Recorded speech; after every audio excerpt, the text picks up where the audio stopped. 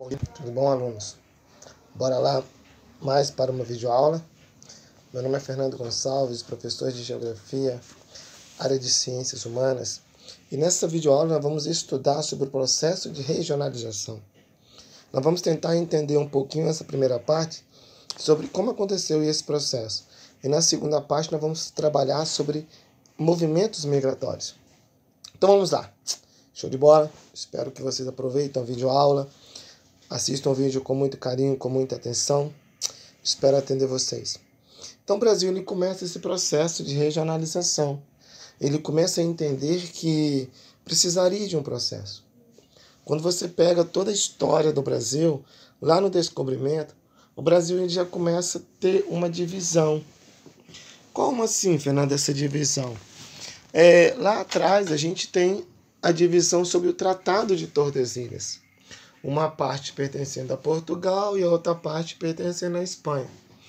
Aí a gente pega também, ao longo desse processo aí, alguns tratados, alguns acordos, algumas coisas que vêm falando sobre essa divisão.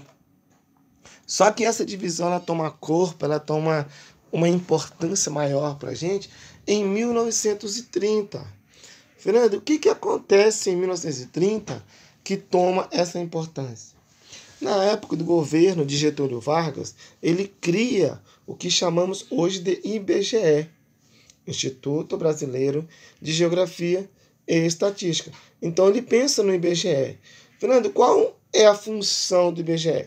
Uma das funções do IBGE, e foi a função do IBGE, é dividir o Brasil nesse processo, nessa questão de divisão.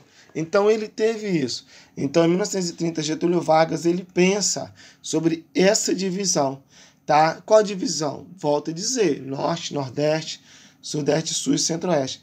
A divisão administrativa do Brasil. Claro que ele olha algumas coisas, alguns aspectos. Nós temos aspecto geográfico, por exemplo, como relevo. Nós temos a economia, nós temos o clima, nós temos a vegetação. Tudo isso influenciou na divisão. E nessa divisão, nessas regiões administrativas que o Brasil possui, a gente tem esses movimentos migratórios. E nesse movimento migratório, quais são?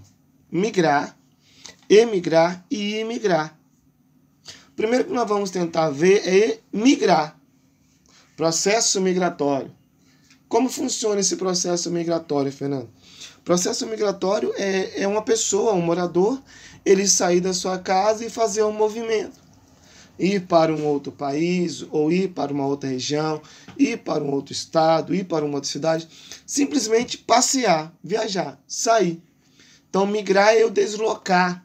Um deslocamento populacional muito grande. Então, esse é o primeiro processo, migrar. Dentro da migração, nós temos a migração pendular, ou migrações pendulares. Fernando, o que é migração ou migrações pendulares? Migração ou migrações pendulares é o deslocamento do indivíduo de uma cidade menor para uma cidade maior ou para um grande centro urbano. Isso acontece em dois momentos específicos. Ou eu vou trabalhar, ou eu vou estudar. Então, quando eu moro no interior e vou trabalhar numa cidade grande, principalmente eu vou e volto todos os dias, migração pendular. E se eu também vou estudar fora do meu local que eu moro, se a minha cidade é menor, é migração pendular. Então, migração pendular é o deslocamento de um indivíduo, de uma pessoa populacional, de uma cidade menor para uma cidade maior, provavelmente para trabalhar ou estudar. E eu tenho emigrar. Emigrar, na verdade, ele tem muito a ver com a nossa cidade, nosso município, Mantenópolis. O nosso Mantenópolis, ele é construído, ele vive em cima dessa palavra, emigrar e imigrar. Emigrar é eu ir morar em um país que não seja o meu.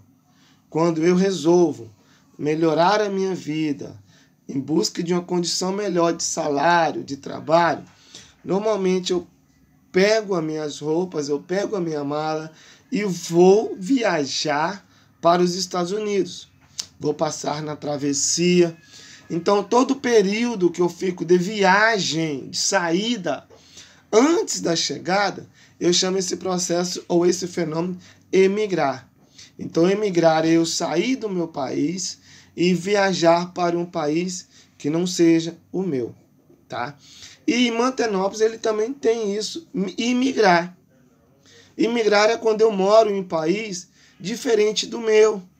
Por exemplo, eu sou brasileiro, vou morar nos Estados Unidos. Na nossa cidade, Mantenópolis, existe muito isso. Tem muitas famílias que têm moradores ou parentes nos Estados Unidos. Para quê, Fernando? Eles percebem que no seu lugar, Mantenópolis, eles não vão ter um reconhecimento financeiro tão prazeroso, então eles se aventuram em ir morar em outro país que não seja o seu, e lá começa a ser imigrante, morador daquele lugar. Por quanto tempo, Fernando? Aí só ele vai estabelecer. Mas na nossa região, no nosso lugar, existe muito imigrantes, moradores que nasceram aqui em Mantenópolis, que estão morando nos Estados Unidos ou em outro país. Para quê? Para uma melhor qualidade de vida ou realização de um sonho pessoal. Aluno, espero que eu tenha entendido vocês. Aproveitem o texto de apoio, assista o vídeo, a videoaula com muito carinho.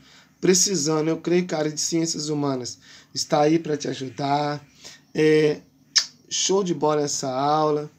Até a próxima. Aproveitem, estudem, se dediquem.